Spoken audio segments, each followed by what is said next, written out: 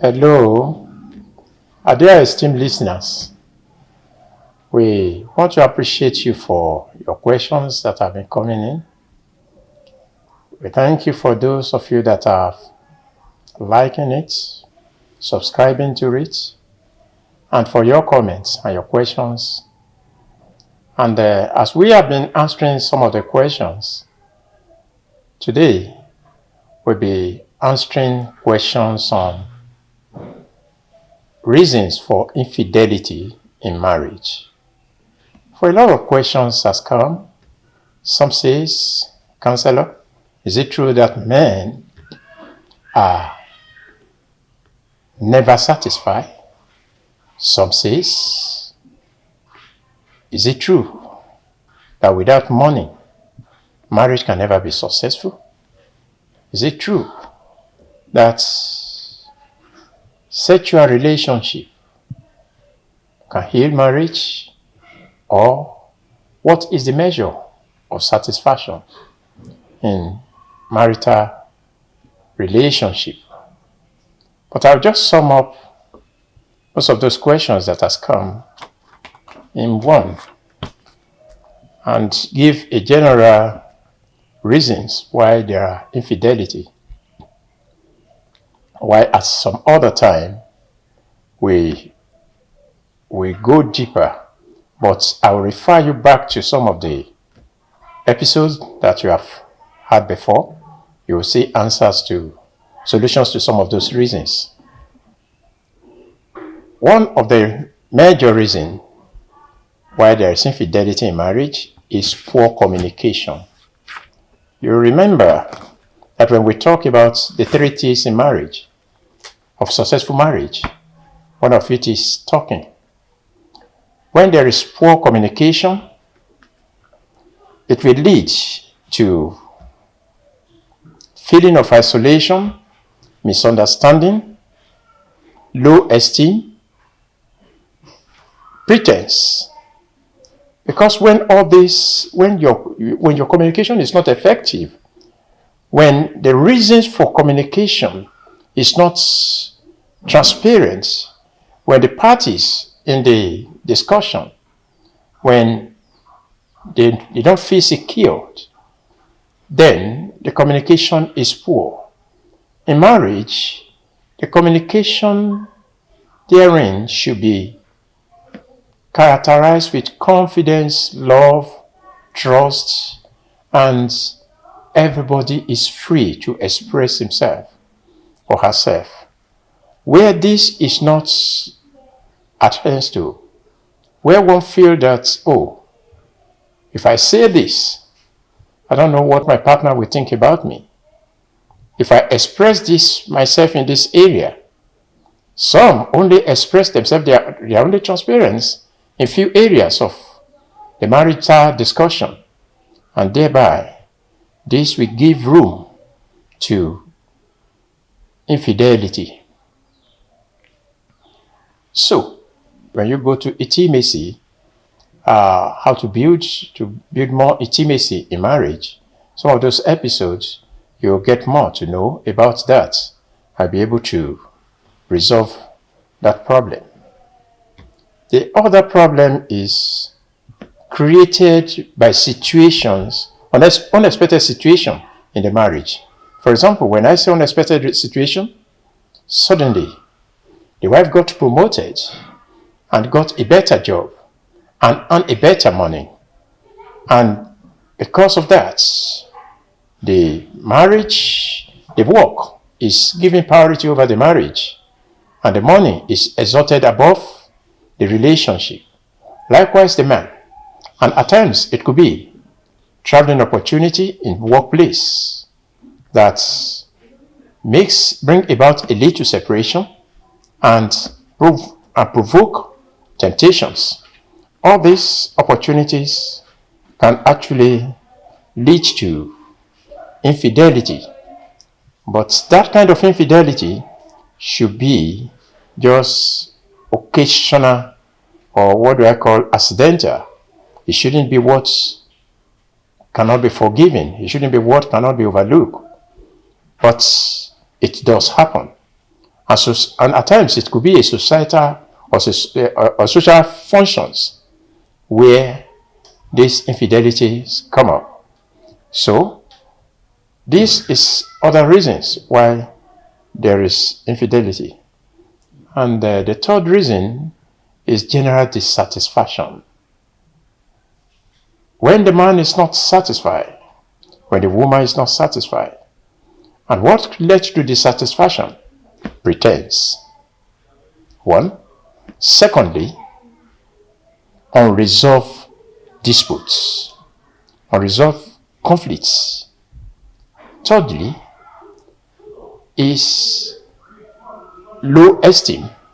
All this can bring about unresolved conflict, and it brings about general dissatisfaction. And when this general dissatisfaction is there and it is not corrected, it will bring gap into the marriage and give room for infidelity. The other thing is societal norms. When you think of societal norms or peer influence, societal norms, oh, this is how they do it. In our community, some says, oh, my grandfather is a polygamist. My father is a polygamist. All my brothers, they are polygamists. So why should I remain a monogamy? Oh, that is societal norms. And some, it could be that all the friends around, yes, they are never stable with one woman, or the friends are never stable in husband's house. They are baby mamas, or they are free girls up and down. And all this could influence your marriage, and it could bring about infidelity. Peer influence could bring about infidelity because, oh, you are just a friend. All your friends, they are senior bachelor or senior girls, and none of them is married. And they keep on telling you and sharing with you how this, how that. And all this could influence you to go into infidelity. Likewise, the friends you keep, all those are things that lead to infidelity. And another thing is major life change. See, life is not static, and the only thing that is constant is change. One can change from poor to rich, change from low position to high position. And as you grow in life, when changes come in life, they come with its own challenges. And when these changes are there, maybe suddenly you have become parents, and as you become parents, now there are other responsibilities that could sort of affect your romantic life. Just like if you go back to that video, that episode on building more intimacy, which your romantic life, if it's built on one way, it could crash at this stage. So as well as aging could come in, riches could come in, and maybe fatness could come in. And when all this begin to come into life, these major changes can create stress that may lead to seeking comfort outside the relationship. And when all these are there, it automatically gives room for infidelity. So, and lastly, you need to see that when unmet needs, when needs in this family are not met, and this needs that when partners may not feel satisfied with emotionally, when they don't feel satisfied emotionally, physically, or sexually, all these needs can arise. And when it is not met, and it is not discussed, it is not adjusted, and two of you could not find a solution to it, it will definitely lead to infidelity. And when we talk of needs unmet, We are social animals that relate with one another. You hear other people's experience. You hear other people's joy and sadness. And you consider yourself and you look at yourself. At times you consider yourself opportune or at times unfortunate. Oh, but you need not to consider yourself opportune or unfortunate. You just need to see from that you have learned, correct yourself, adjust your hope, sit down with your partner and discuss this matter. There is, in fact, when you see these needs unmet, there are so many in the early marriage, they are ready to talk. But one partner feels that, oh, I am holier than thou. Oh, that other person's, that partner's past is worse. My past is better. Then you have close-up transparency.